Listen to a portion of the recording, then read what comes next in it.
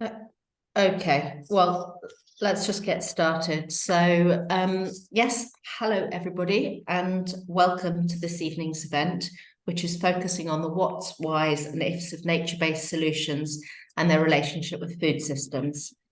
I'm Tara Garnett, I'm Director of Table. For those of you who don't know, Table is a collaboration between three universities, Oxford, Wageningen, and the Swedish University of Agricultural Sciences, with more universities joining in the coming months. And we explore issues and debates around the future of food. Tonight's panel session is the second in a series of three events that we're organising in the run-up to the COP. The first focused on nitrogen in the food system, and you can watch it online.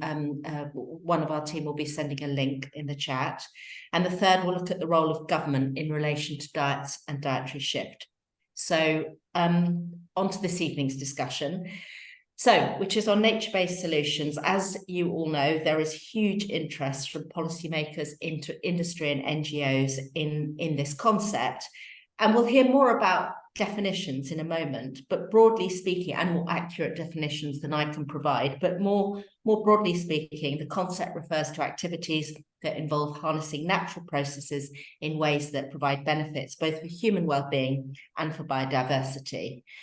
But while the idea has been greeted by enthusiasm by many, it's also attracted strong criticism from others.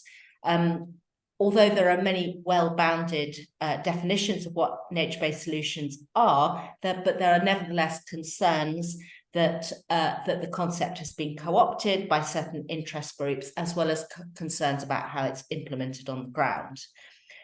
Particularly around the kind of financialization and commodification of nature-based solutions and the extent to which they distract us from the need to get fossil fuel grounds and their relationship with social justice. So we're going to be discussing all these things tonight, but most particularly, we're going to be discussing nature-based solutions in relationship to the food system, because what that relationship is not yet clearly defined. Is it nature-based solutions at the expense of food, or nature-based solutions in conjunction with food production? And if the latter, then what model of food production are we talking about? And then this is where goals about the wider food system comes in. So in short, the purpose of tonight's event is threefold. Firstly, to explore the thinking underpinning the concept of nature-based solutions and to understand both its practical applications and why the concept attracts so much debate. Secondly, to discuss how debates around nature-based solutions interface with debates about ways forward for the food system and to explore areas of synergy and conflict. And then thirdly, given that there are likely to be some differences in opinion among the speakers, to identify what these are and what drives disagreements, and also importantly, where possible, to identify areas of agreement. So we have four really great speakers, and I'm not going to give you their very, very detailed bios because they're all going to be posted in the chat. But in brief, it's Professor Natalie Seddon, from my colleague here at the University of Oxford and founding director of the Nature-Based Solutions Initiative. Kirtana Chandrasekaran, sorry for that, Friends of the Earth International. Jutta Kill, an independent writer and researcher, and also a researcher at the World Rainforest Movement. And Roberto Wack, who's board member of Marfrig, the world's second largest beef producer, and is also involved in a number of forest and nature-related initiatives, as well as additionally being a fellow of Chatham House. So I should finally, just before on to the substance of the evening, I should say that the event's being recorded and will be available to watch in a few days' time on our website and on YouTube. So we're going to go with 2-minute presentations from each of the speakers in the order of Natalie, Jutta, Roberta, and Kirtana. And the idea is that they just say their two minutes worth of views and opinions, and then we're going to open out to a panel discussion. And then in the final half an hour, I'm going to open out to audience Q&A. You can keep posting your questions in the Q&A online as we go. And you can also use the chat facility, but try and keep them separate. So over to you, Natalie, and do please share your screen if you need to.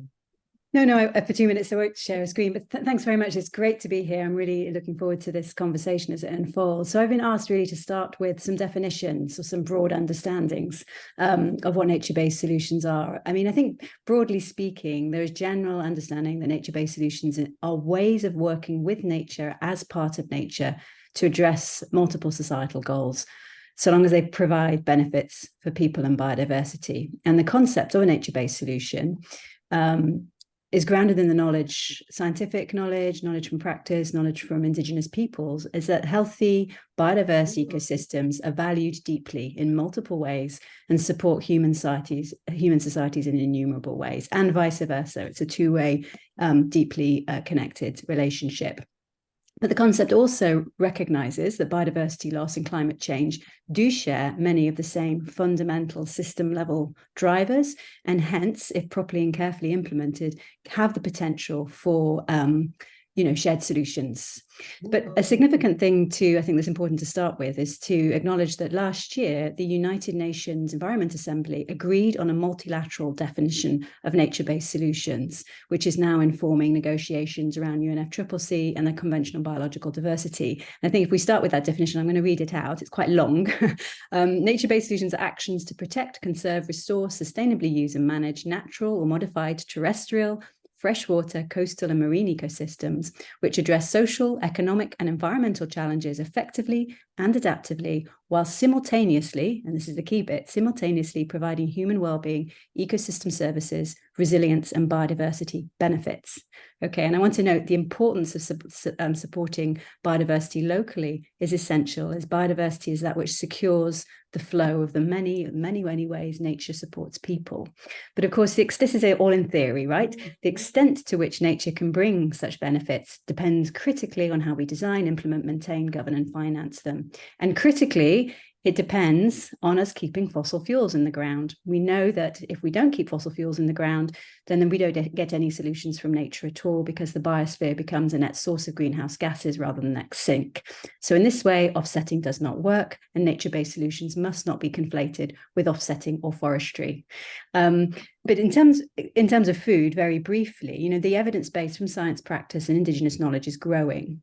And there is growing evidence, incomplete evidence, but growing evidence from all over the world that approaches such as agroforestry, providing the right species are used in the right places, can secure yields in dry and more variable climates, that innovations such as floating gardens can provide year-round nutrition and income in increasingly flooded environments, and that coastal habitat restoration can reduce the impacts of storm surges and slow saltwater intrusion into agricultural fields, as well as supporting nurseries for important fish stocks. Much more research is, of course, needed, and of course, nature-based solutions must come alongside behavioral change and technological approaches. But we know that with careful adaptive management, respecting human rights, supporting biodiversity, the holistic benefits of nature-based solutions can be secured now, while we wait for important but largely nascent technology to become available. Thank you. Thanks very much, Natalie. So over to you, Jutta. Then I will share the screen and start with things. Thank you very much for hosting the discussion and providing a space for discussion.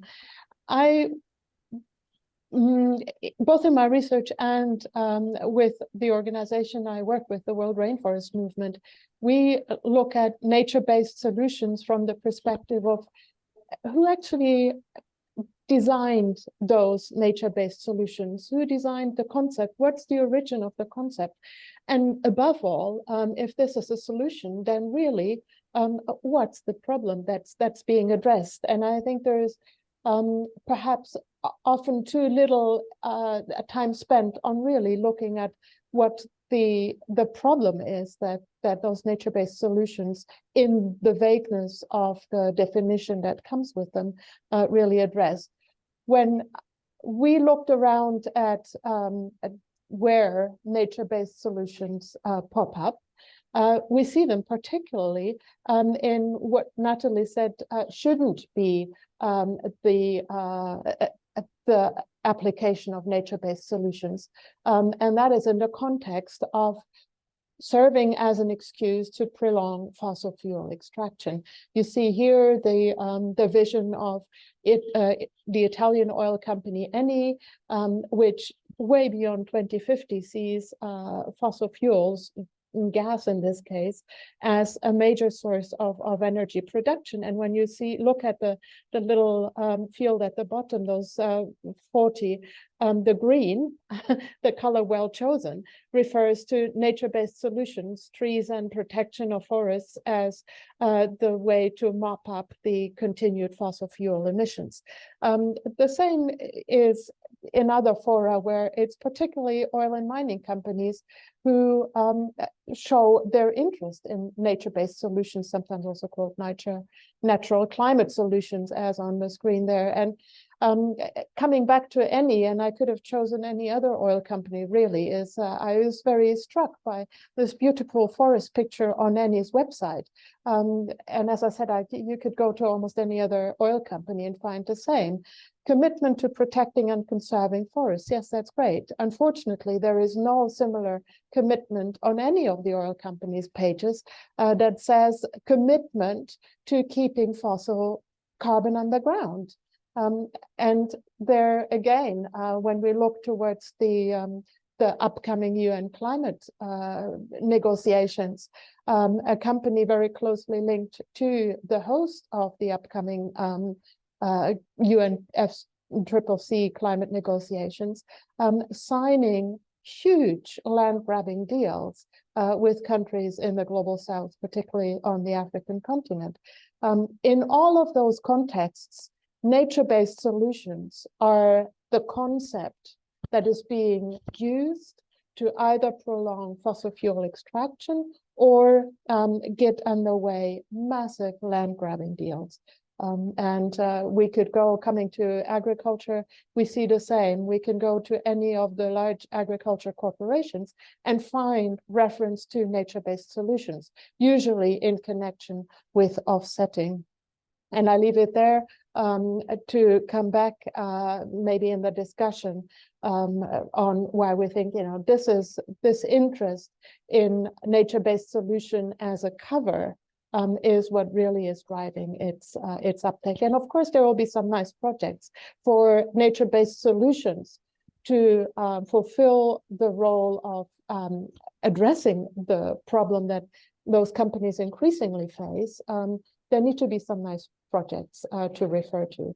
But when we look at what is driving the interest and the uptake in nature-based solutions, we see predominantly corporate uptake, predominantly in the context of offsetting. And I leave it there for the time being. Thank you.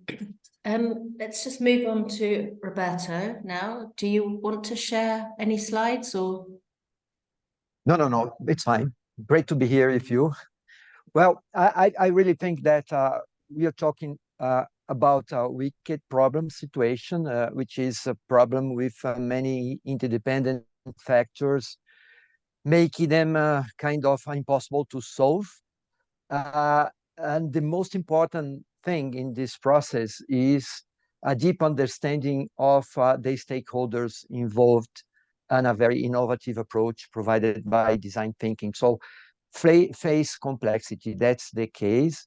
At the same time, we deal with huge heterogeneity of activities, a large spectrum of possibilities, from the so-called social bioeconomy, ethnobotanics, indigenous knowledge, passing through all this regenerative agriculture, low carbon commodities, traditional commodities. It's really huge spectrum of activities somehow related to nature-based solutions. Right or wrong, that's more or less what is happening in the market.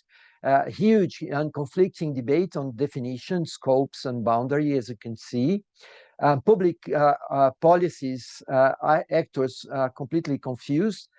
Investors and private sector moving independently of that debate. That's for me one of the most difficult thing to deal with. It's the major challenge we have is that the private sector and investors are moving, and the debates continue at let's say, on the academic sector. So this is for me the most important thing we need to deal with, is the fact that at least in COP28, the focus will be on agriculture, food security, and impact on climate change. The Arabic institutional investors are playing an important role on large-scale commodities companies dealing with nature-based solutions definitions as a parallel, I would say, non-relevant element. The investments continue, and as we saw, the money is flowing. And I think this is a critical situation we need to face, but not halting this process, because that will continue. And the money is at commodities hand, mainstream. And in this hands, nature is an invisible asset for mainstream investors. There's a lack of indicators, metrics, monitoring, and accountability instruments, dangerous debate on monetizations, an oversimplification on value of nature. So, and I really think biologists are not really helping getting closer to those guys. I know they are not the nicest guys to deal with, but that is where the action is really happening. The other point is subsidies for mainstream commodities and business as usual continue to proliferate, despite of this new Green Deal's announcement. The U.S. Inflation Reduction Act focusing on clean energies with a very unclear impact on nature-based solutions. But again, that is already happening. So a very confused environment. Denialism dealing with green hushing, which I think is one of the major problems. A lot of those players are not just in silent, moving fast with a lot of action, involving nature-based solution, or at least considering what they are doing nature-based solution. Greenwashing, greenwishing, and very few new business models really happening at large scale. At the same time, and that's finishing my first talk here, is reporting instruments are proliferating. Integrated reporting, international financial reporting standards, task force for nature-related financial disclosures, all that are incorporating nature. I'm not saying nature-based solution, but nature in their framework. Information on impact on nature will be mandatory in the next year, and all these initiatives are not prepared to set up accountability tools. So accountability will be something very important, and accountability related to nature. And this is one of the most tricky things for me. So that's the real word, we like it or not. So what I believe it's of major importance in this context is a closer look on externalities related to nature, and of course the externalities related to nature and directly related to social impacts, especially on indigenous people. So those are the first comments, general comments. Thank you. Thanks very much, Roberto. Tana, do you want to go ahead? Yes, I will. I have some slides. I might not show them all, but I will try to share my screen. And is that fine? Okay. So I think I'm going to sorry. Oops. Oh, dear, sorry. Yeah.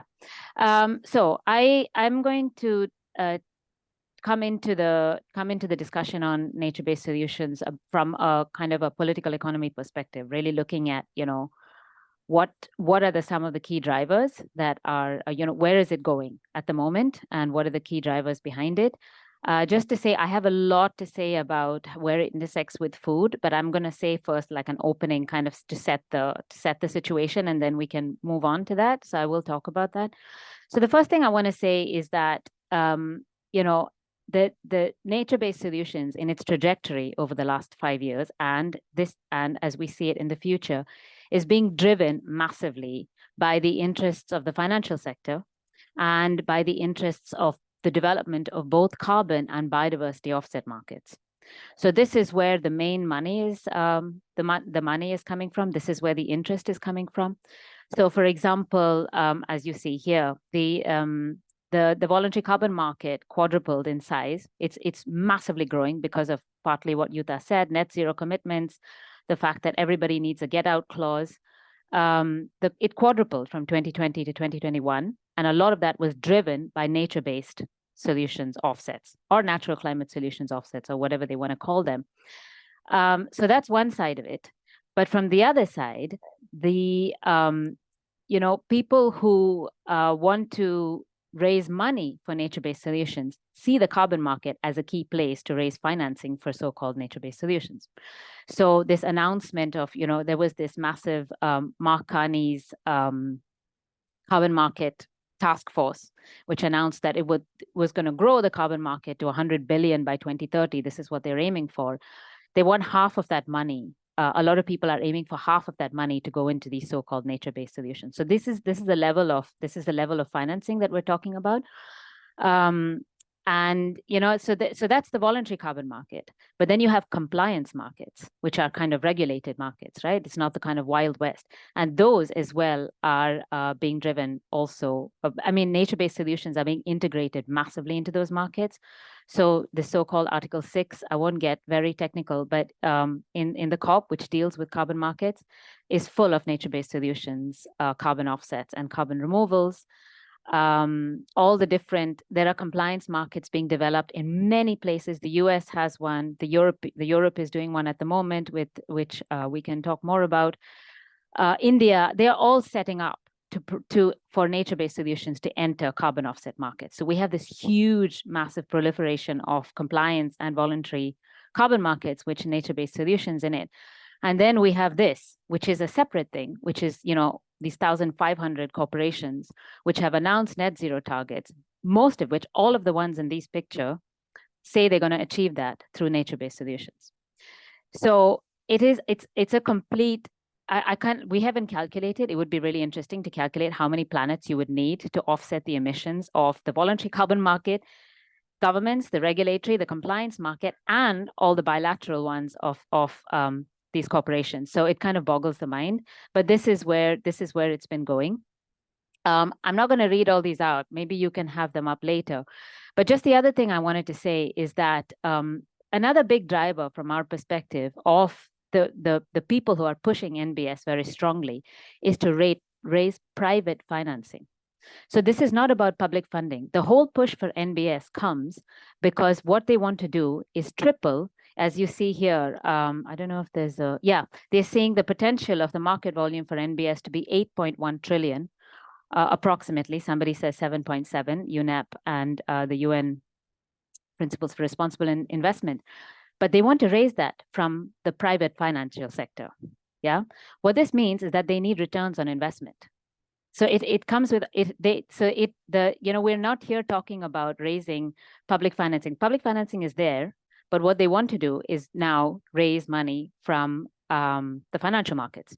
So that is basically where the idea of pushing NBS as an investment option, which is how it's talked about in many cases, is coming from. And these are just some of the things that have been talked about, which you can read and I can put up later. Just one more thing, maybe I'll mention, although there's a lot to say about it, is that we have the other problem, which is country pledges, which are basically nationally determined contributions of countries of how they're going to achieve the Paris Agreement targets.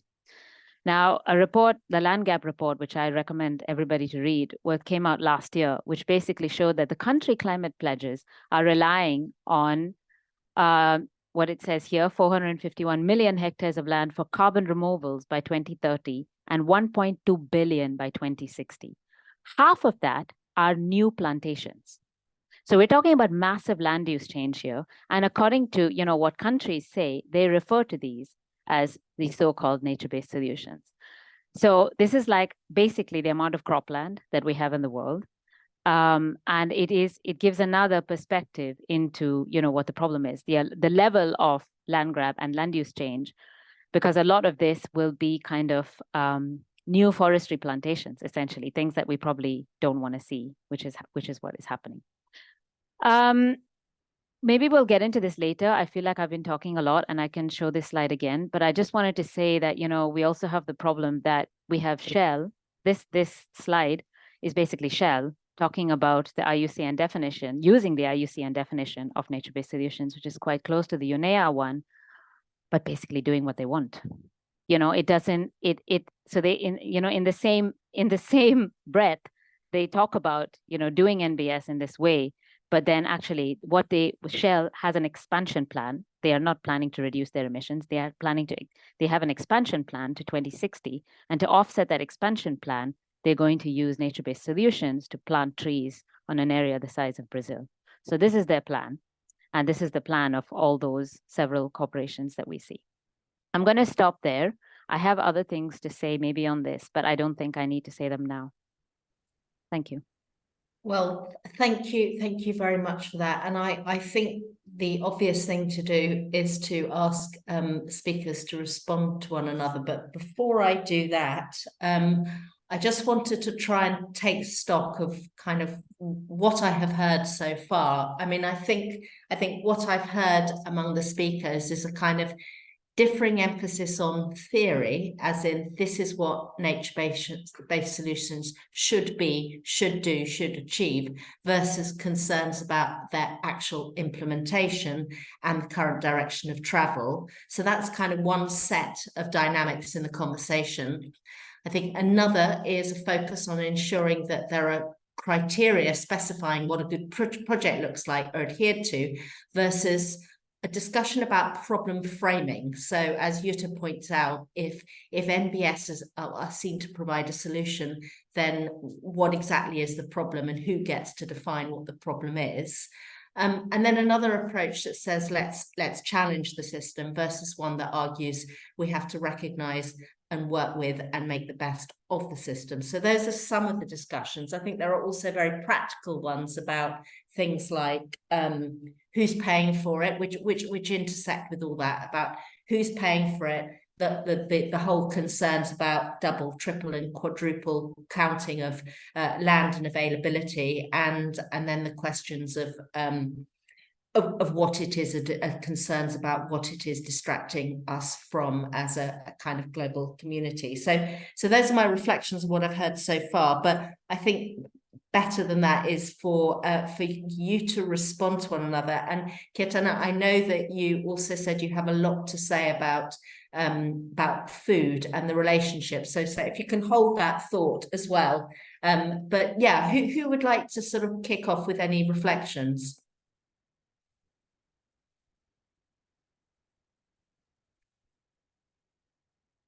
Jutta, I'm okay. Sorry, Natalie, okay. Well, no, I think Roberto had his hand up, so he should go first. It's fine.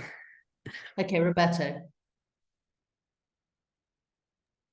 No, my point is again the need to focus on externalities as a whole, not only on, of course, definitions on all that, taxonomy, all that is of major importance, especially on public policies, but at the same time, our capability to identify and to measure and to account externalities of nature-related actions. I'm not using nature solutions, but nature-related projects is of major importance. We still don't know how to deal with externalities, how to measure impacts, negative and positive impacts, how to monitor all everything related to nature. When we talk to large corporations, investors, and all that, and of course governments. So can you just be a little bit clearer about exactly what you mean by externalities? You're talking about the non-financial knock-on effects of implementing some project or initiative on nature or on people, etc. And you're saying that corporations at the moment don't know what those impacts are, and they certainly don't account for them in any way. And in terms of how that relates to nature-based solutions, what would be what would be the nature-based solutions to that externalities myopia problem?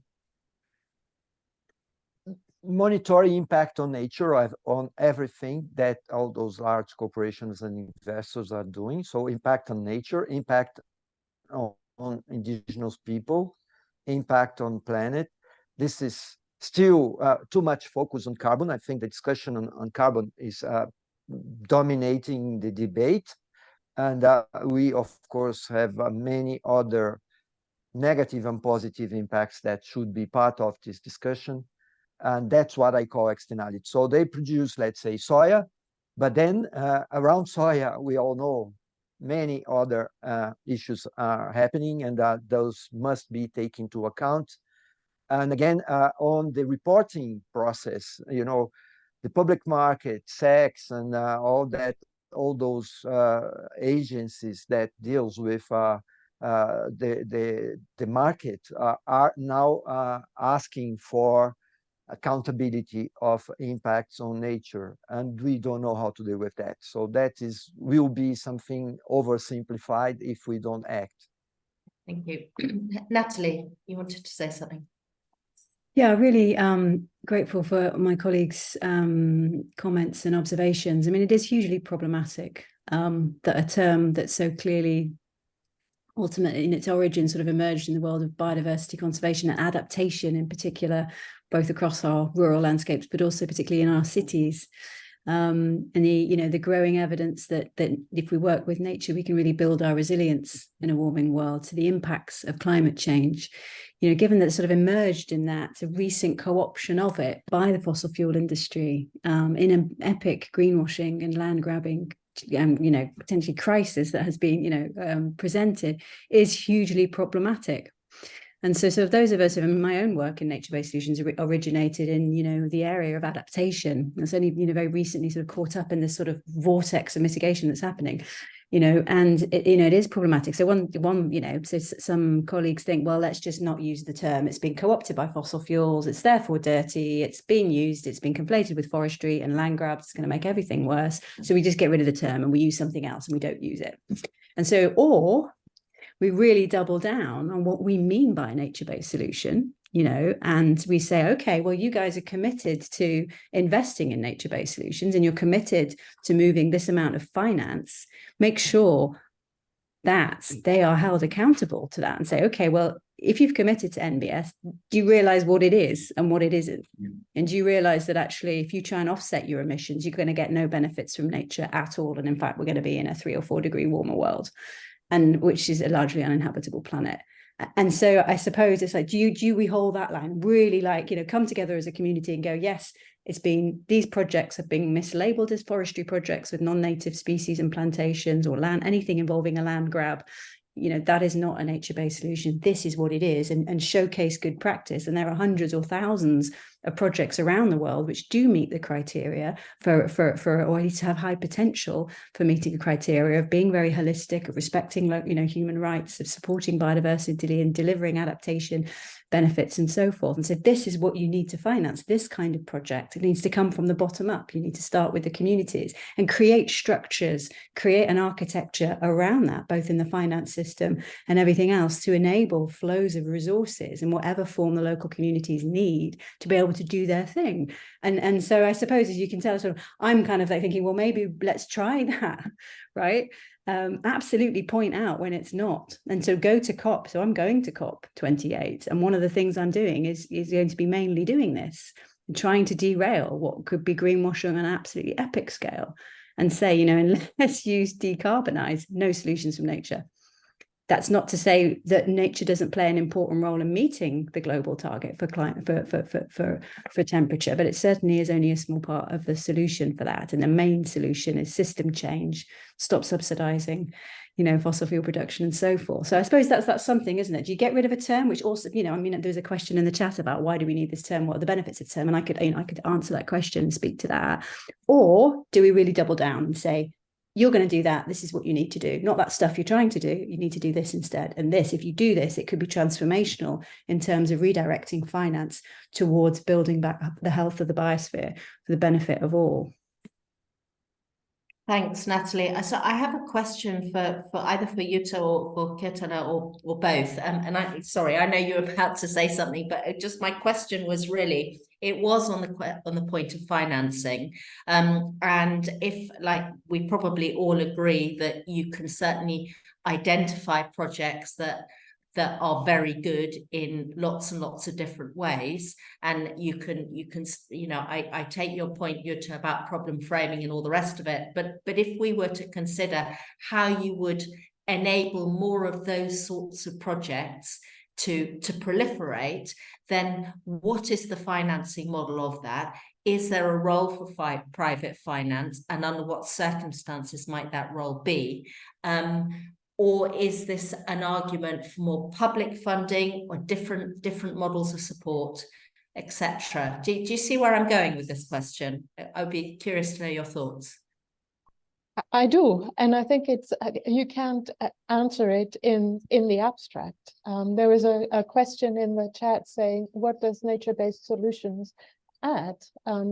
It's a relabeling of activities that have long existed, some good and some very problematic. And the very problematic, and this is, where I see what nature-based solutions add, it turns uniqueness into a investable asset.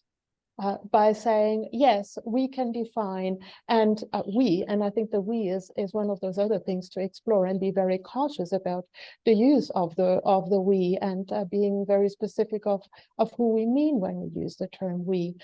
So it's the what does nature-based solutions add is a very abstract concept under which a lot of different things with different motivations can be moved forward, and the focus be put on finance. And that, coming back to your question, Tara, my experience is in a lot of the cases, it's the enabling environment that's the problem and not the lack of finance. Communities have incredible resilience and possibilities to raise finance and to hold their governments to account for the investment in the public infrastructure that is often needed. There is a lot of additional work to be done.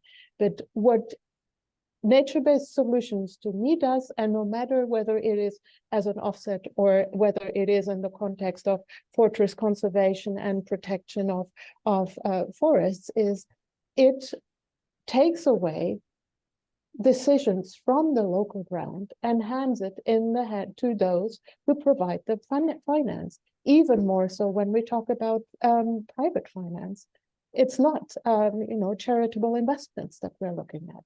It's money for profit. So what does come with the money for profit interest in nature in inverted commas?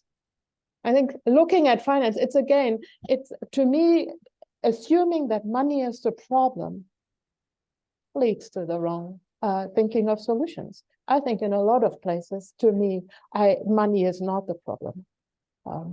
And from a community perspective, having their rights respected is a problem. And nature-based solutions hasn't shown that it can help there. Having proper infrastructure to market the goods that you sell at a fair price is a problem for many peasant communities. Nature-based solutions doesn't address that.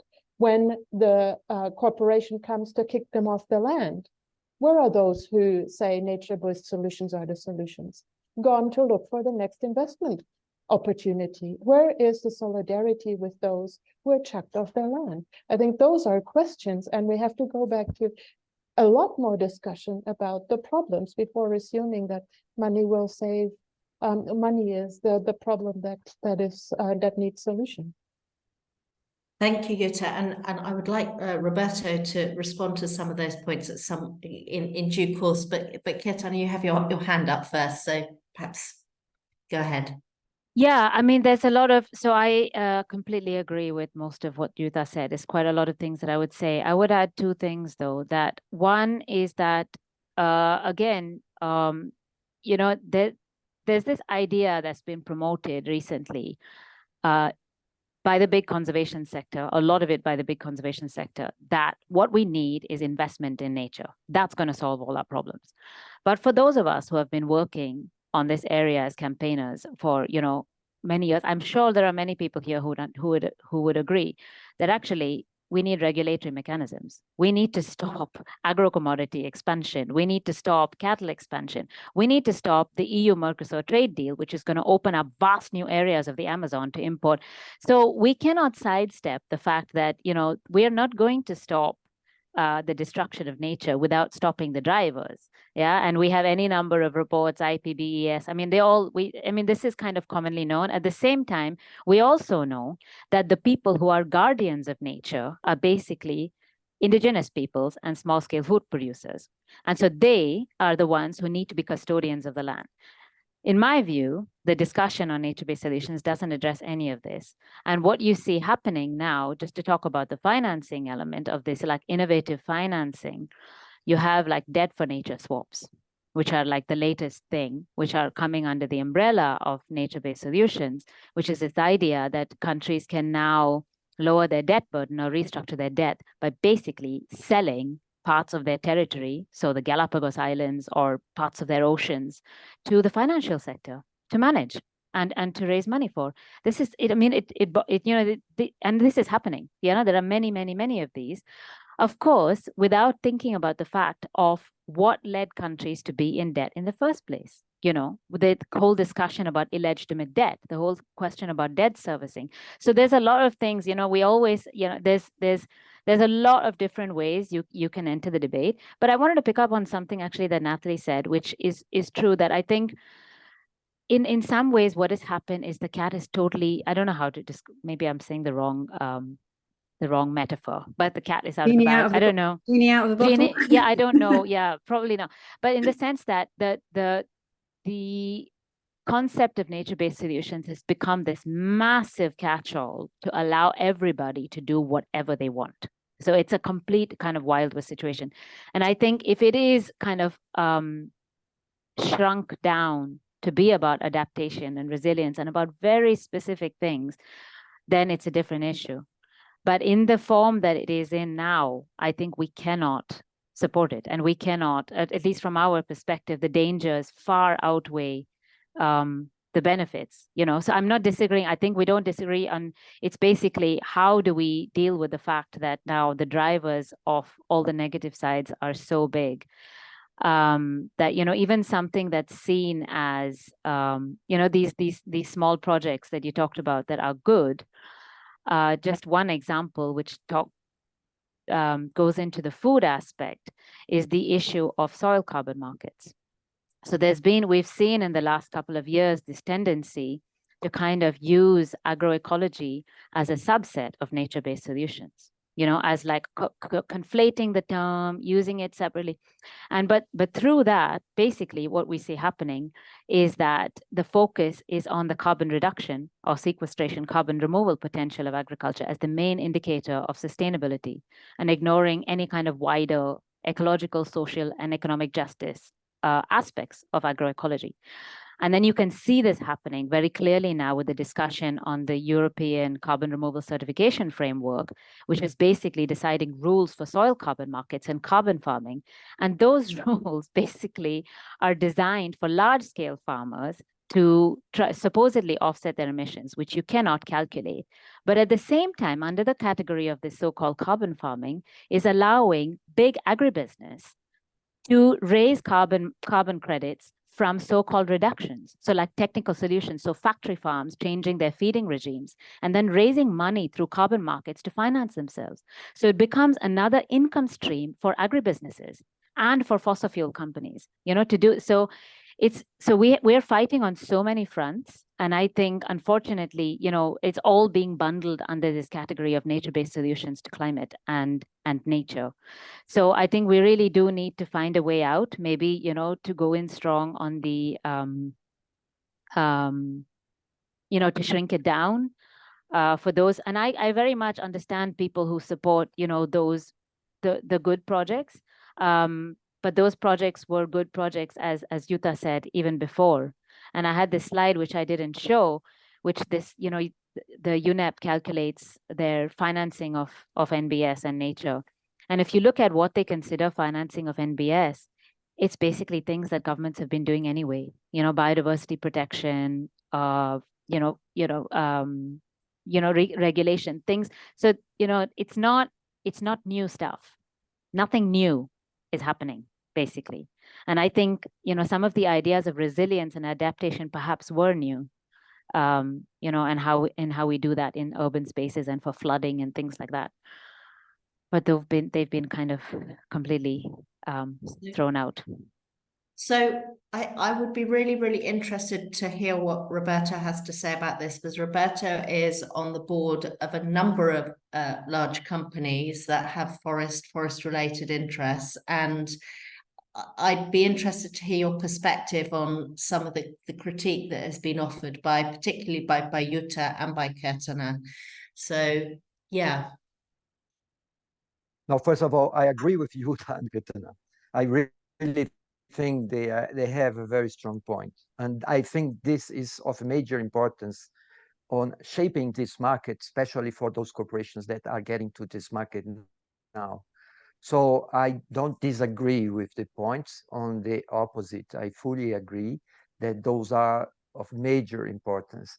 What I see from large corporation perspectives is that consumers are asking more and more for nature-related products, more natural, let's say, ingredients, and all the discussion on food security in a certain way are getting really closer and closer to nature. So that's, for me, is a reality. I'm not saying that they are connected to nature-based solutions, but they are connected to nature more and more. And that's large corporations and food companies are experiencing that, are really getting that as something like a consumer pressure. Same thing happening from public policies, financial sector, all very erratic, confused, but that's a reality. Nature is getting closer and closer and closer. The point is, we are not at this point really able to, again, measure the impact of what those companies are doing to on this way to getting closer to nature, if they are doing wrong or bad. So that's again the concept of externalities. They produce what they do, but they don't really measure the parallel effect of other things they do that's not in the, let's say, the major focus on what they are producing. The externalities, in my view, is something that should be and must be shaped by the society, by the stakeholders, and we need to get more bulky systems to come up with this measurement of externalities and impacts and make that much more clear on this reporting process, because that will be part of the game. They will need to report. If the report is something done on a very simplistic way, we will not really deal with the negative impacts of what they are doing.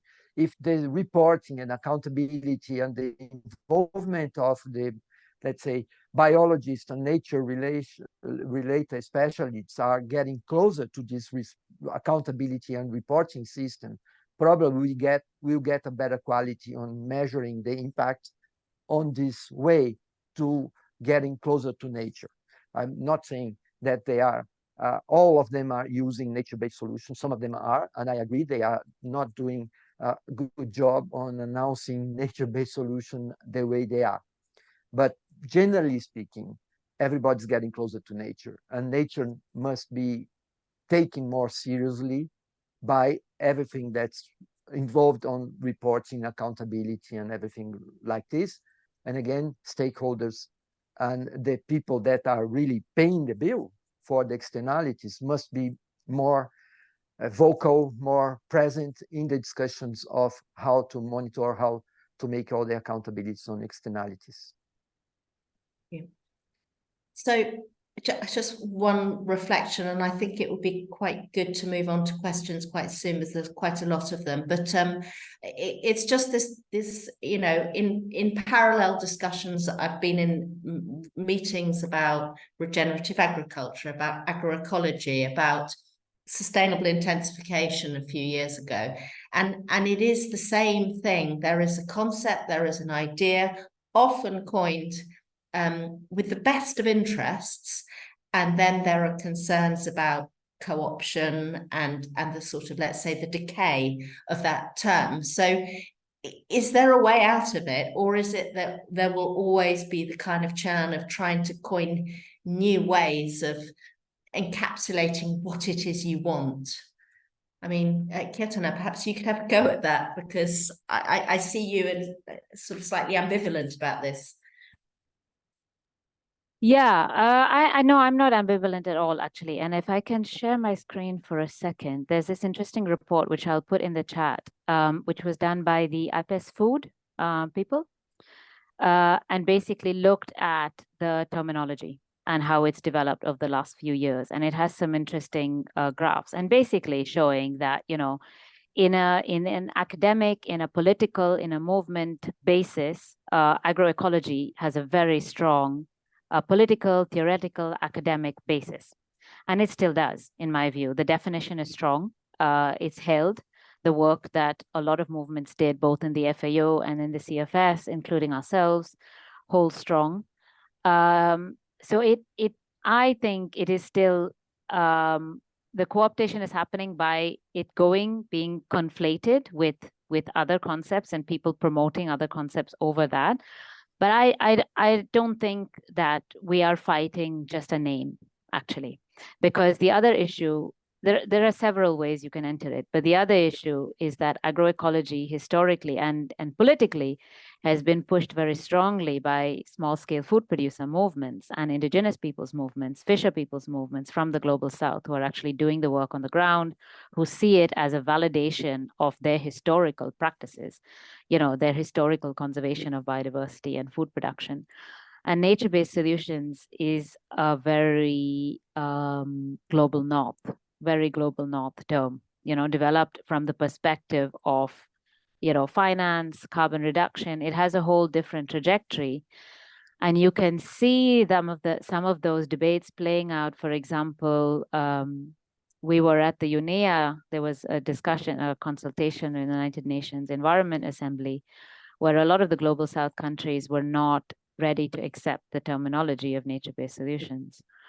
So, you know, I think that it's not really, that's not the situation that we're in. It's not just, you know, with this term or that term or that term. It's not about the terminology. It's actually about everything that goes behind it, you know, the power, the financing, the play, the trajectory of where the term has come from and where it's going. So I think we still, from my perspective, we still, as the food movement, need very strongly to defend agroecology in its entirety as a social, economic, and nature tool for everybody, for dignity of for producers, for all the things that we know, fair prices, for all the things that it encompasses within the framework of food sovereignty. So, you know, talking about international trade rules and investment and commodity flows, and that food should not be treated as a commodity as others are, even though it is.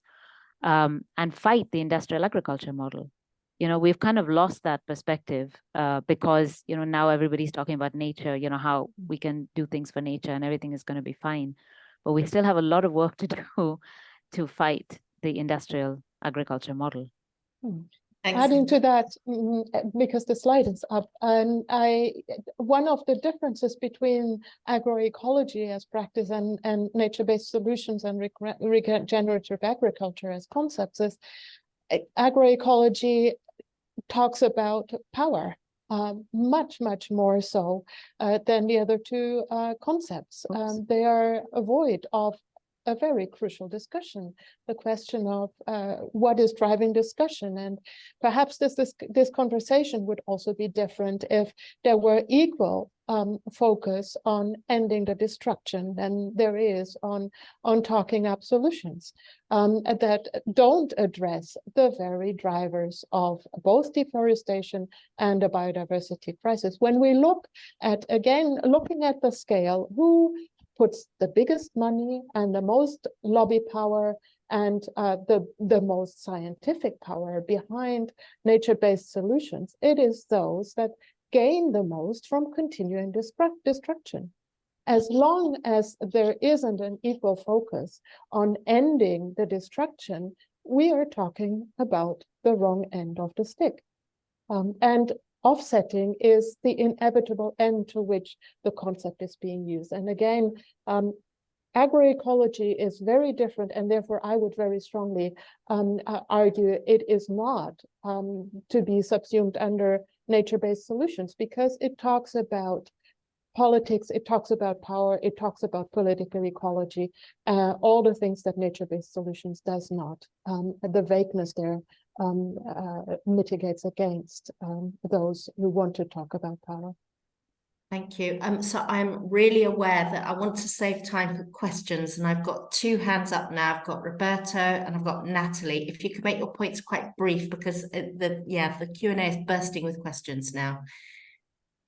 Roberto. Just to say that I fully agree with this concept that we need to include the discussion on ending the destruction. That is crucial in this in all this frame, and also the conservation as a key point on all that discussion. So we are not only talking about developing nature, but also avoiding destruction of nature and making sure that conservation is one of the major pillars of all this discussion. And Natalie. Yeah, I mean, just to say, I think we're all on the same page with the fact that solutions are just, our house is on fire, abundant evidence for that, and we're in the top floor of that house just papering over the cracks somewhere whilst we're pouring fuel on the flames, and I absolutely, completely all agree on that. Unless we get systemic change, unless we make the economy in service of the web of life, humans are one species, a part of that web of life, unless the economy can be in service of the web of life, then we won't fix the challenges, that we won't address the challenges we face. We'll all be toast. I mean, that's really, really clear.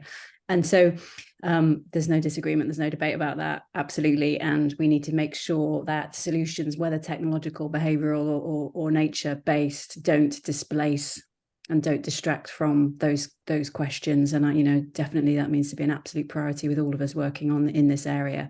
So I just wanted to say that. I mean, another possibility, another thing to consider is that until very recently, there's no nature at the decision-making table. People weren't in the treasuries. They weren't in the heads of talking to heads of financial institutions or heads of state about agroecology. Agroecologists were not at the decision-making table. And it's possible that with all the challenges that there clearly are around the co-option of nature-based solutions, it has nonetheless helped to get nature at the decision-making table. And it's up to us to make sure that the right forms that we understand once now we're in the room, and now we're sitting around the table, we now have an opportunity to make sure that this is ethical. This is not about land grabbing. This is not about commercial forestry plantations, that we need to reconfigure the economy so that we can maximize a return on life rather than profits. Now we're in there. But that's a possible way of seeing this. Kind of reflects a little bit back to what I was saying before. But thank you. So now we're going to move on to some questions. And by the way, some of you, the panelists, have been posting details of resources. What we'll do is we'll try and make a list of them and maybe ask all the speakers after the event to send through any resources that you want us to make available, and we can do that. But I have a question here from Rob York, who asks, if we put aside defining and funding of nature-based solutions, and I recognize that's a huge if, and put aside land grabs, ideology, etc. Can each of the panelists please provide just one quick live example of an ongoing nature-based solution which supports food security, accepting that there may be trade-offs between the two? So that was an upvoted question. Natalie. I can talk maybe a little bit about a poorly known one, which is floating gardens, which is a kind of an approach that was relatively recently innovated in Bangladesh, which involves converting pistia, water hyacinth, into floating beds of rotting vegetation and planting fruit and vegetables within that. This has really been effective in areas that can no longer harvest rice because there's too much flooding. So there needs to be a period of dry, obviously, to harvest the rice. But in these areas, the fruit and vegetables can be grown on these floating beds that go up and down with the water levels. They can be tended by boats. They require reportedly very few, if any, chemical inputs. And they provide year-round food security and nutrition. So really good for sort of adaptation and food security benefits. that would be one example, and that's actually a very low cost, and it's been innovated locally, and it's scaling out across these areas that are now facing food shortages as a result of excessive flooding. Thanks, Natalie. Does anybody else have any examples? I've got lots. Of agroecology I have, of nature-based solutions I can't, because I do believe if you take away the discussion about what it is and the problem it addresses, it becomes so abstract that not naming and not discussing the points that the participants suggested not to be considered, that it becomes aiding those who want to use the concept in its vagueness. So I think it's it's exactly denying the political that isn't debated. So I cannot give you a nature-based solutions example, because it needs to first ask the question, what's the problem that these solutions are to be addressed? I can give you a lot of greenwashing examples. I can give you a lot of examples of evictions. I can give you a lot of examples of people being pushed off their land, and those who promote nature-based solutions being very silent about that. And I'll leave it there. It's a question I cannot answer, because we would have to have a very different discussion. You cannot not define the term and the concept, the key parts of the concept.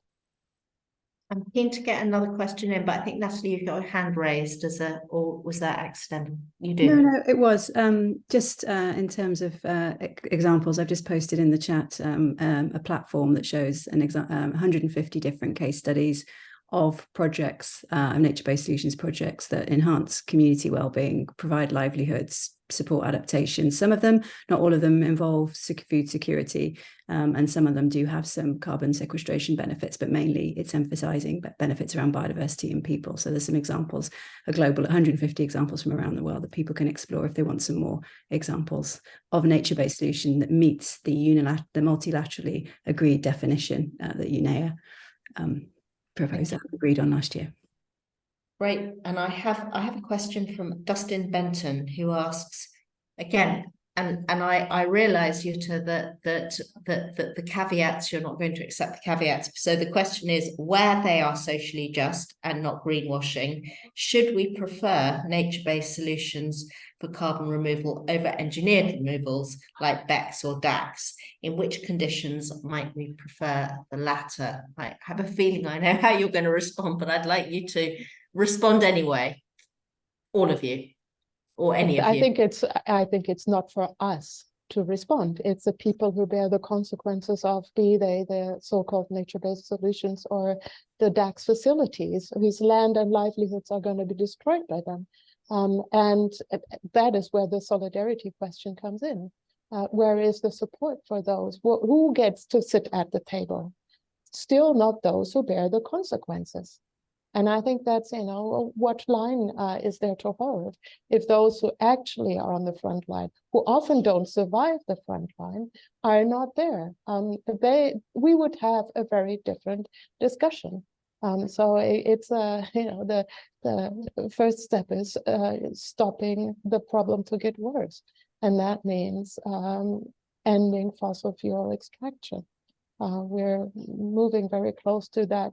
Not being easily possible in a way that we as society can still control the upheaval it will bring with it. So the more distraction there is on not talking about order of priorities, the harder it gets for us as society. Natalie. Yeah, I would. Oh, sorry. Oh, sorry. No. Yeah, Tana, go ahead. Sure.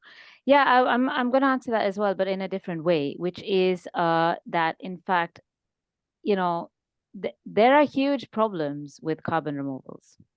A carbon removal is, so the idea that is put forward is that, assuming we end fossil fuel extraction, there will be some residual emissions, and those residual emissions maybe need to be dealt with. That's the idea. But what we're seeing is the opposite. So we have massive expansion of fossil fuel industry, and carbon removals being seen as an offset mechanism. So this is like the idea that it can happen is a fantasy. you know, that it is residual emissions is a complete fantasy. That's kind of, so it is very, very important what Yuta said, that we talk about ending those activities, not just fossil fuel production, but also deforestation, agro-commodities. But the other issue is that does it actually balance out? Because there are several massive issues with the science of so-called carbon removal. One of which is that they say, you know, the academics and scientists, you can't stuff the geosphere into the biosphere. So the fossil emissions are completely different, like on a millennial timescale, from the biological carbon cycle, which is in tens of years. So you see that you have this huge problem with forestry projects and with soil carbon removals, that on one hand, the timeframes don't fit. We need to sequester that carbon forever, but they work for 10 years, maybe maximum. And then all it takes is one wildfire, one person who decides to cut the plantation down because it's not worthwhile and they want to sell it, or one plowing up of the field and it's gone. The second issue is that it's virtually impossible to measure biological soil carbon sequestration. Very, very, very difficult. Nobody actually knows how to measure soil carbon properly. They use estimates, which are based on anything from digital, you know, satellites, to Bayer giving farmers an application and saying, if you use my proprietary seeds and my proprietary pesticides, we will assume that through no-till methods, you have sequestered this much carbon, and that's what we're going to count as our carbon sequestration. They are wildly different, you know? And what we've seen this year, for example, I mean, we should paste it all in the chat. There's a whole discussion to be had about the problems with Vera and the forestry offsets and massive inflating, all that which people know. So, you know, even on its own terms, it doesn't work, you know. So we can never allow carbon removals to be, you know, nature-based carbon removals is not a solution. It's equally bad as so-called engineering solutions, although it's painted as the nice face. The problems for the climate remain, and all the, you know, there's a whole litany from all the different sides of why it's an issue. Thank you. Natalie, and then Roberta. So I think we're on the same page that carbon offsetting is a really bad idea and doesn't work. And that afforestation, so planting trees where they're not supposed to grow, or non-native species where, you know, replacing perfectly beautiful, viable, biodiverse, you know, areas of habitat that including the territories, indigenous people, that is all really, really bad. And we need to do everything we can to stop that from happening. And we're on the same page about it. What we're differing is, like, I'm saying that's not a nature-based solution. You're saying, yeah, you might not think it is, but the fossil fuel industry thinks it is. And I keep coming back to this idea. It's like, well, we need to tell the fossil fuel industry and work with them and say, that's what you're doing is not a nature-based solution. It's a forestry plantation, and it's not going to be permanent because it's going to go up in smoke. A disease is going to come through. So even if you are only interested in carbon, the argument is you're not going to even get carbon unless you support local communities, unless you respect their rights and knowledges, and unless you support biodiversity. It's not viable. I feel like we're absolutely on the same page around all of those things. So it's all a question of the co-option of a term that in its definition emphasizes human rights and biodiversity benefits. So it's going around a little bit with that, and I don't think we're probably not going to. You know, I mean, you want to throw away the NBS term because the fossil fuel industry and the finance industry have co-opted it. I'm saying maybe we need to explore keeping it, given that we're already in the decision making room. And you're saying that the people whose rights are being compromised by this co-opted approach are not at the decision making table. There's a lot of people are working very hard to try and address that too. Now that nature's there, it's like, well, who's nature? And the Indigenous voice, you know, the new Ministry for Indigenous Peoples that's now in Brazil, and a whole other load of platforms that are emerging. Still not good enough, but there seems to be some movement towards improving that situation. Just wanted to say that. But I think, yeah, I do feel like we're going around in circles a little bit on this. I mean, just to get back, if I may, about the whole BECCS and DACs and so on. So you've got biological carbon sequestration, and BECCS is a form of biological carbon sequestration, but it's still engineered. It's nowhere near ready to go to scale. And all those sort of more technological approaches, whether using biological processes or ecological processes or not, are just not yet ready to go to scale.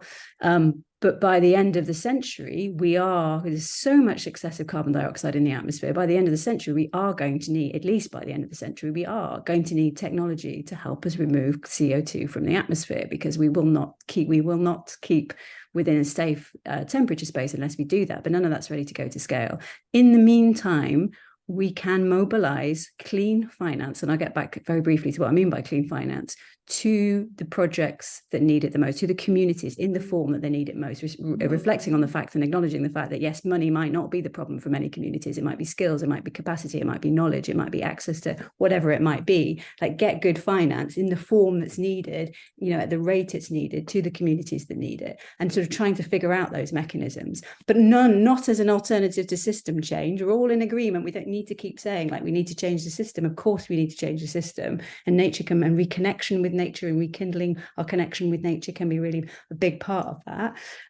But am I clear on the fact that you don't think that, even say a company, and there are some of these, they're not all baddies, we use their stuff all the time. I'm sure all of us have got mobile phones right in front of us probably, and we're looking at our laptops. So we're using stuff that the private sector produces, right? But if we got a company with a good sustainability team, a noble CEO, and they are doing everything they possibly can to decarbonize all their operations, they can't do it overnight. It might take a year, it might take 5, but as they're on that decarbonization journey, is it not okay for them to use some of the money, some money, to fund what they can't do anything about, so long as that money gets to really, really good projects in the absence of any other ways? Is that not a viable? That's offsetting. I think that's the term.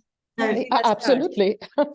Even if a bed on so many just levels that we have no time to even get to it's them. not good to even to if a company's doing everything it can to decarbonize, it's creating stuff that you're using, and it's doing everything that it can to decarbonize. It's not okay to put money into nature. Not okay. That's what you think. I mean, it's just really interesting to know. It's not putting money into nature. That is the definition of offsetting, absolutely. which you said is not a goal. So you're saying offsetting is not okay, but then you're defining offsetting. I'm asking. Yeah, so I'm asking. So it's not putting money into nature. I think it's a bit different. No, I think it's perhaps it's a little bit different.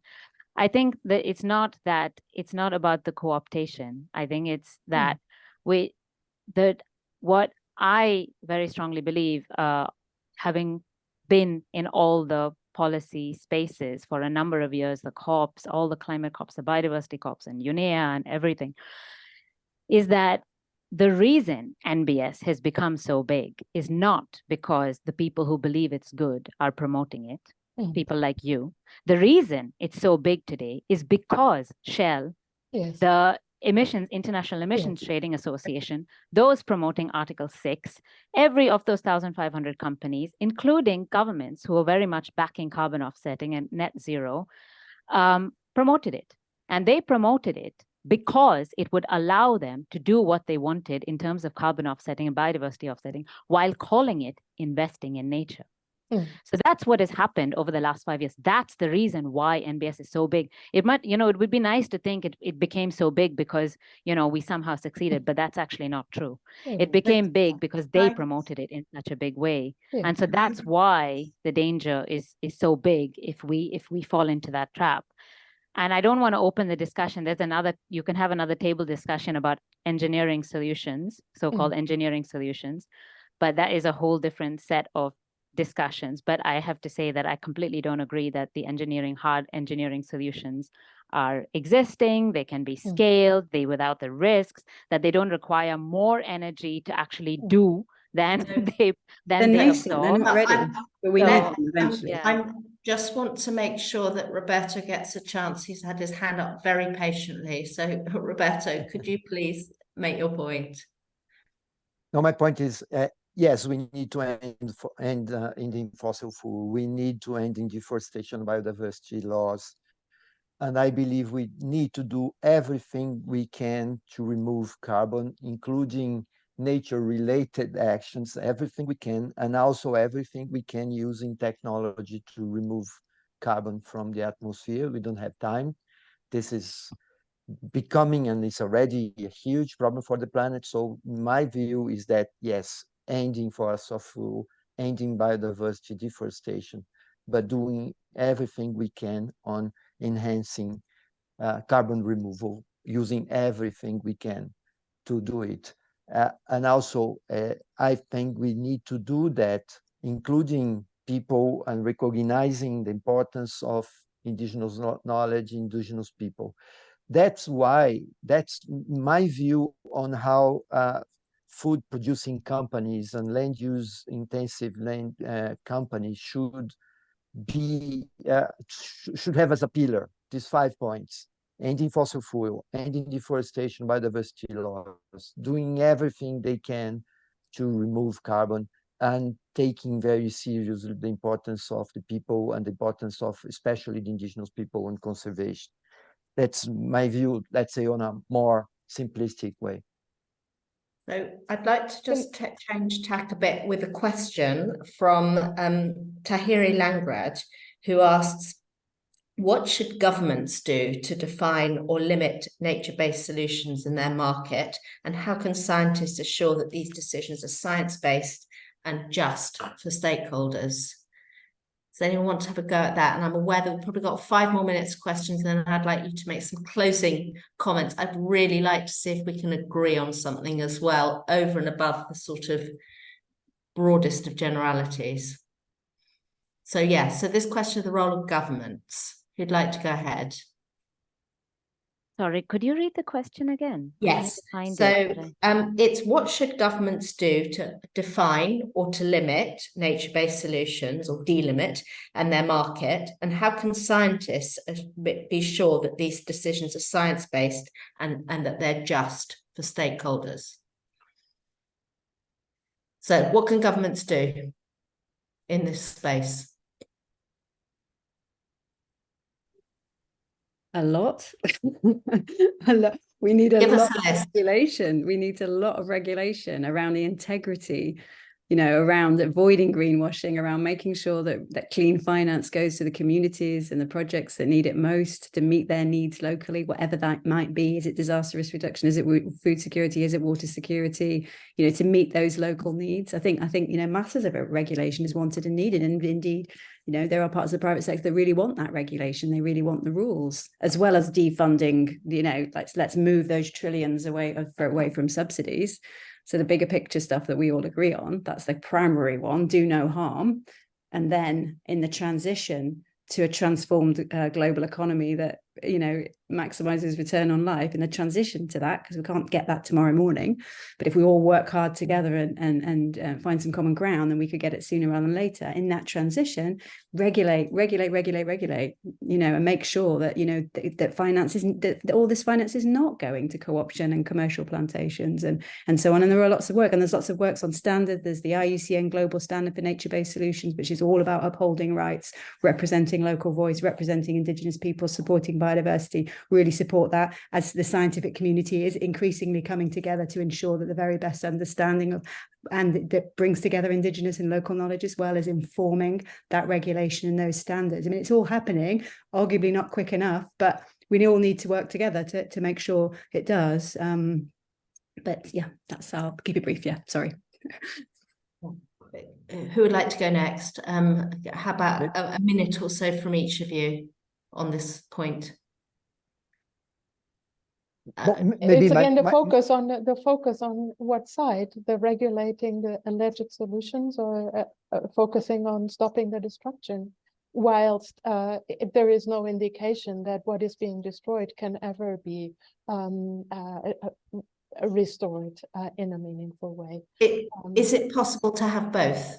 To have regulation on all sorts of things, including the drivers of consumption, the drivers of fossil fuel use, the fossil fuel companies, and to have regulation on the terminology and the practice and the implementation of nature-based solutions? Can it both be possible? In my world, I can dream of a lot of things that might be possible, but it's the dream rather than considering political realities. And coming back to a question in the chats, what is there in nature-based solutions that hasn't existed before? So subsuming all the activities that are now labeled nature-based solutions as that term, who benefits from that? Who? by not naming the activities that were there before. And it comes back to the question of why does this term? And I think I disagree with Natalie that we all have the common understanding of where the term and the concept comes from, and that it was such a benign idea that drove it. Highlighting what Curtin has said before, it's not because of the great good stuff that might be around that nature-based solutions have caught on like a wildfire. It's because of the interests that want to use it to all the purposes that you don't. And where governments aren't regulating, I think we do see a lot of courts highlighting that the claims that are being made around nature-based solutions and compensation are so outlandish that they don't hold up and are misleading, which is why the European Union has decided to rule out any product labeling with that considers or that promotes itself as climate neutral from 2026. Ketan. Yeah, in terms of what governments can do, I think the first thing that they need to do is to stop offsetting, biodiversity offsetting and carbon offsetting, to ban it, to regulate against it. It's never going to happen, but that would be the first thing that they should do, to get it out so that no funding of nature, anything, can be related to a carbon or biodiversity offset market or any carbon or biodiversity offsets. That's one thing. The second thing is to regulate destruction, which there's the whole history of 20 or 30, many decades of the things that they would need to regulate in terms of stopping extractive projects, stopping expansion of agro-commodities and the industrial agriculture system, plantations. The third one is to raise public financing. So, there is a lot of public financing commitments that have existed in the past for various things, whether it's, for agriculture, whether it's for biodiversity, for whatever. And then the third thing is that I would say that they need to increase policy support for the actual thing. So not what is loosely termed as NBS, which no matter what anybody says, everybody has their own version. But the things that you see, like if you look at what people define as good NBS, these 150 projects, or in the IUCN portal, all those things existed before the terminology of NBS came. They are agroforestry projects, they are indigenous land rights projects, they are agroecology projects, they are peatland restoration projects. So fund those. Don't call them, the question I always ask is, what is the benefit of bundling these things, these good things, that we have been doing historically, many of us have been campaigning for decades? What is the benefit of bundling them to get them together under the banner of NBS? And for me, there are two benefits. One is that you get to muddy the waters, that you throw these things in, but then you throw in massive bunches of, other things that are problematic, and you get to talk about them together. And the other thing is that, sorry, I forgot what the other thing is. So I will stop there. Well, I think there's plenty that governments can do. Okay, so I'd like Natalie to respond to what is the benefit in a moment, but Roberto, your response now. Yeah, my point is that yes, no doubt that we need more regulation, but I think what's missing is a more broader ideological positioning by governments. So governments are being somehow confused on that. They are not being very clear on the ideological approach on climate change, on biodiversity laws and all that. And in many cases, regulation is being misused and completely taken by its ambiguities and taxonomies and different definitions. So people get completely lost in regulations because they don't have a very clear ideological approach on how to deal with all these types of things that we are discussing here. Natalie, I see you say you have a paper on the subject, but in a line, what is the benefit of this umbrella term? So There are a number of different benefits. Obviously, there are lots and lots of green concepts and lots of really good things that have been working for a long time, but none of that has really received the resources, however you define resources, that they really need to scale out, to scale up, and whatever type of scaling you're comfortable with. But this is an opportunity for those projects to receive that. I think we keep it more because of it. The problem with focusing on individual interventions is you're not going to get the whole list of all those amazingly important things in any of the conventions, so you do need a term that somehow encompasses them all. But what the key thing is that individual approaches really emphasize ecosystem DRR or EBA or agroecology might be really have a specific outcome that they're really focusing on. And if you focus on one outcome rather than appreciating the holistic benefits of nature-based solutions, then you tend to get trade-offs with the other things you want. So if you really focus on DRR, you might then get trade-offs with water, or erosion control, you might get trade-offs with domestic water. If you just focus on the carbon benefits, you get trade-offs against people's rights and biodiversity. And what NBS in the sort of the purest sense is, it's a holistic term where you're just working with nature for the multiple benefits they bring to people, to communities, and to nature itself. Right? It's been co-opted and it's all gone carbony, and we've all agreed that that's terrible and mustn't happen. But actually, the definition brings together the development community, the biodiversity community, and the climate change community. It's brought them together in a way that we haven't seen before. And I can see people looking cross with me and shaking their heads, and I apologize for that. But there are those arguments that it is uniting things. But obviously you don't all agree, and that's fine. And there are real challenges that we face that I think we've all articulated quite well in this meeting. Well, I mean, I'm aware that we only have 2 minutes left. We also have a ton of questions that haven't been answered. Some of them are kind of variations on a similar theme.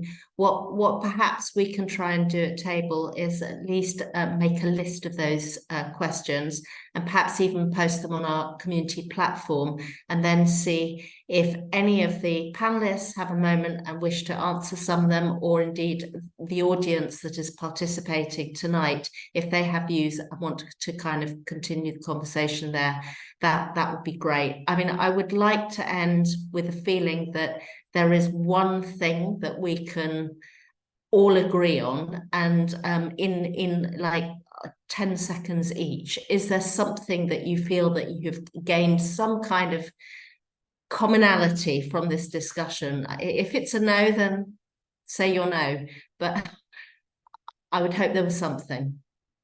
Jutta, why don't you go first? You're first on my screen.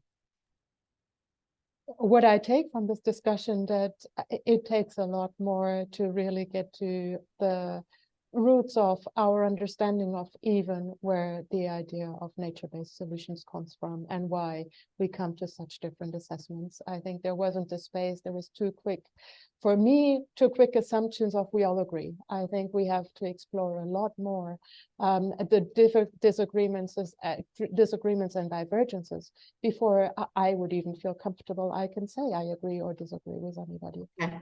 Thank you. That was for me far too quick. Feeling people decide where I agree or don't. I'm afraid we're actually out of time, and I know that people will drop off. If anyone has any very final, very brief comments, and I realize you can't do it all in an hour and a half, you can't even do any of it really. Final comments from anyone? I think we all agree that we need system change, and we need an economy that is in service of the web of life. And I think we agree that the conflation of all the very good things that are happening by communities around the world with carbon offsetting and so forth is hugely problematic. And broadly speaking, offsetting doesn't work and needs to be fought. I feel like we agree on that, but that's just my take. And apologies if that's wrong. But final comments? Okay. I think so. And I hope that I think we've all definitely agreed that carbon offsetting, I don't know about biodiversity offsetting, is hugely problematic and should not be allowed in any of the spaces that we are engaged in. I agree. Yeah.